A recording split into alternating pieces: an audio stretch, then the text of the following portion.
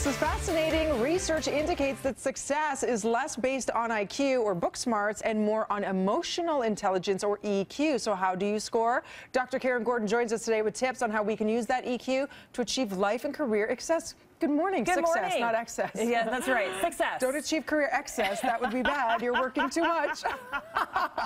Yeah, this is the good news segment. This is because if you want to be successful, you can. And all you have to do is develop your emotional intelligence. So you're saying IQ is pretty much DNA driven. Sometimes you can't help it, right? Yes. Versus EQ, anybody can build. Anybody can learn it. It's 100% learned, which is actually so exciting. And here's one of the reasons why it's actually different. So for years and years and years, if you were book smart, you had high IQ, you go up to the top school, you've got your high GPA, you go up to your top school, you become a doctor, lawyer, you got a sweet little job, life is good. Yeah. That was before the internet. When the internet hit our world, the entire landscape changed. And so what we're finding, and research supports this over and over again, is that the thrivers in the 21st century are not the people who have the highest marks in school. It's not the IQ. It's not the IQ. What is the driving force is their highest EQ, their emotional intelligence. Harvard Business has done fascinating research around this topic. What they are finding that the top 10%, if you actually take a step back, the top tier, if you actually study the really successful people, the top 10%,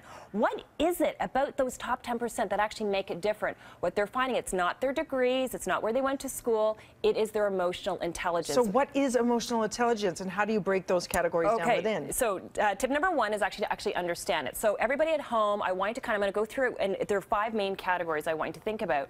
And think of it like I'm giving you a set of glasses, okay? I'm going to give you a set of glasses. Everything, kind of like the light, the world is kind of blurry. Now I'm going to give you a set of glasses. So now that you have this new set of glasses, this new lens, when you watch interviews of successful people, when you watch people here on BT, when you listen to podcasts, when you read books, you are going to see these 5 things pop up all over the place. Okay. Because this is the how. This is how people become successful. So there are 5 things. If you were to Google emotional intelligence, it's almost overwhelming of how much information and data are there. So when I actually started studying about 8, 9 years ago, there are kind of 5 categories. I created the acronym SPACE. Okay, here we go. Number 1 is self-starter.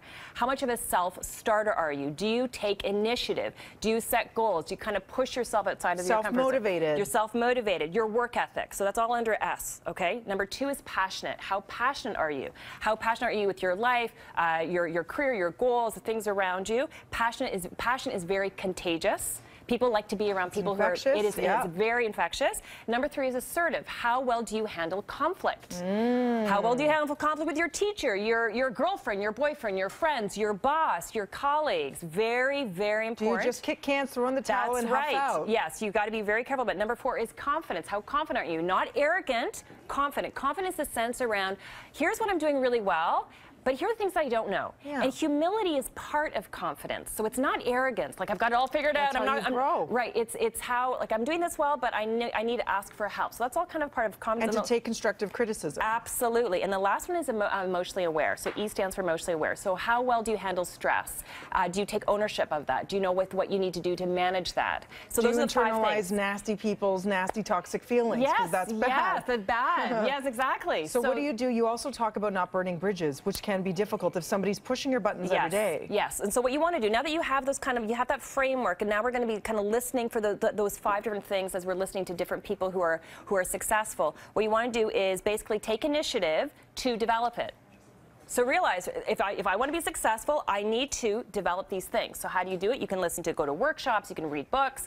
Almost all the things that we do at our leadership center is actually courses to help develop it. You could take on a hobby that you're passionate about. If you're not passionate about what you're doing right now at work. Absolutely. And you can also spend time with other people who are emotionally intelligent. You will learn from them. It's like a language. You will learn how they think and how they process and how they deal with bad feedback and what kind of people do they actually surround themselves with. What's the expression? You are the sum of the 5 people you hang around with most. So you know how they say you are what you eat, you are who you hang around with. Yes, I totally agree. Like-minded people. Yes. Really great. Really good. We've run out of time, but there's so much more to talk about on this. And of course, you can catch up with Karyn Gordon tonight as part of her series continues. It's called Success Stories. It's getting rave reviews. Congratulations. Thank you. It airs every Wednesday at 8 p.m. on Rogers TV, channel 1063 in Toronto. Can you talk about who's in your chair today? Tonight, it's Jimmy Campbell. He's a sportscaster for the Toronto Blue Jays. Phenomenal story of confidence and perseverance. parents, and anybody who had a tough time in high school. Very powerful story on how he navigated through that part of his life.